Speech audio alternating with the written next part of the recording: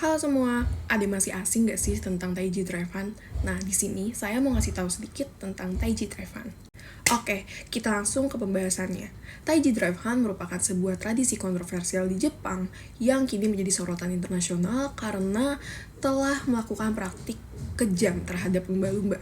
Lumba-lumba yang diburu kerap dimanfaatkan dalam bidang pariwisata atau terkadang dagingnya diambil untuk bahan makanan. Taiji is full of contradictions. In the summer, families come to the cove and swim and play with the dolphins.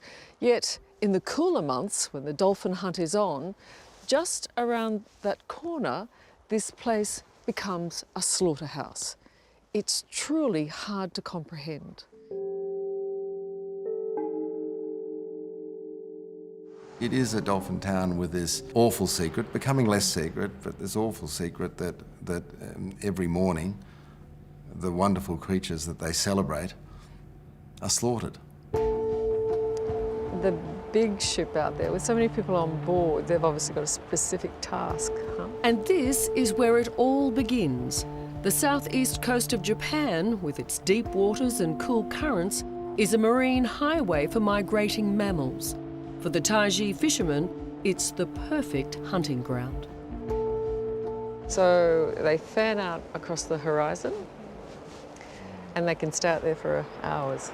If they catch some dolphins, they form a formation which is like a semicircle like this, and then it's quite clear that Praktik ini sudah ada selama puluhan tahun dan dilakukan setiap tahun di bulan September sampai Maret. Praktik ini memanifestasikan penggunaan metode yang kejam dan tidak bermoral.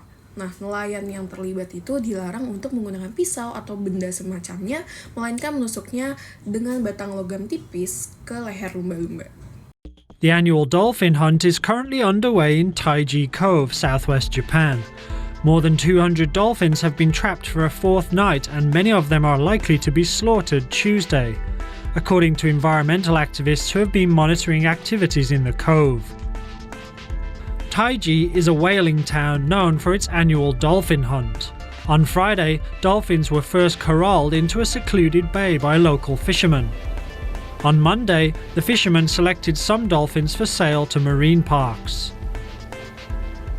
before marking the ones unsuitable for captivity and moving them to the killing cove. Tarps are used to hide the slaughter, which will start on Tuesday, from cameras. To kill the dolphins, fishermen hammer a metal rod into their spinal cord. Activists say it takes 20 to 30 minutes for the dolphins to die, as they bleed out, suffocate, or drown in the process of being dragged to the butcher's house. The dolphins that are not chosen for captivity or slaughtered for meat will be released back into the ocean. Alasan mengapa para nelayan tidak menggunakan metode pembunuhan yang jauh lebih manusiawi itu didasari oleh faktor biaya.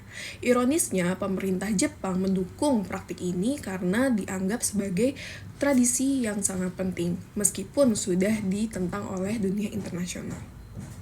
Berdasarkan laman petisi yang diunggah oleh Action for Dolphins, salah satu alasan mengapa perburuan ini terus terjadi di perairan Jepang adalah karena tempat terjadinya pemburuan lumba-lumba Taiji berada di dalam yurisdiksi nasional Jepang.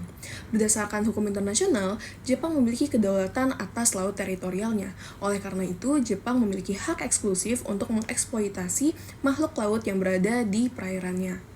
Pemburuan ini diberi izin oleh Badan Perikanan Jepang kepada sekelompok kecil nelayan dengan sistem kuota yang diterapkan setiap musim. Kuota yang diterapkan pada tahun 2023 sampai 2024 adalah sebanyak 1.824 ekor lumba-lumba dan paus kecil. Jumlah lumba-lumba yang tertangkap di perairan Jepang pada tahun 2000 sampai 2015 tercatat sebanyak 20.611 ekor. Dari jumlah tersebut, sebanyak 18.970 ekor lumba-lumba diperkirakan telah dibunuh, sementara 1.641 ekor lainnya dipindahkan ke penangkaran. Agen dari akuarium seringkali mengirimkan staf atau perwakilan mereka untuk memilih lumba-lumba yang memiliki kualitas tertentu untuk pertunjukan. Selanjutnya, berdasarkan data yang telah diunggah oleh Dolphin Project menunjukkan bahwa dalam periode 2022-2023, sekitar 546 ekor lumba-lumba telah ditangkap dan dibunuh dari total kuota sebanyak 1.849 ekor. Sedangkan hingga bulan Maret, pada periode 2023 sampai 2024, jumlah lumba-lumba yang telah ditangkap dan dibunuh mencapai 415 ekor dari total kuota sebanyak 1.824 ekor. Terus kenapa sih kita harus concern tentang hal ini? Nah, meskipun lumba-lumba bukan merupakan satu-satunya hewan yang mengalami penderitaan dalam praktik Taiji Drive Hunt, lumba-lumba ini memiliki peran kunci dalam menjaga keseimbangan ekosistem laut. Praktik ini tidak hanya melibatkan penderitaan yang tidak diperlukan terhadap hewan-hewan yang terlibat, tetapi juga berdampak buruk pada ekosistem laut secara keseluruhan. Seperti yang kita tahu, lumba-lumba merupakan salah satu predator puncak yang memangsa ikan-ikan kecil.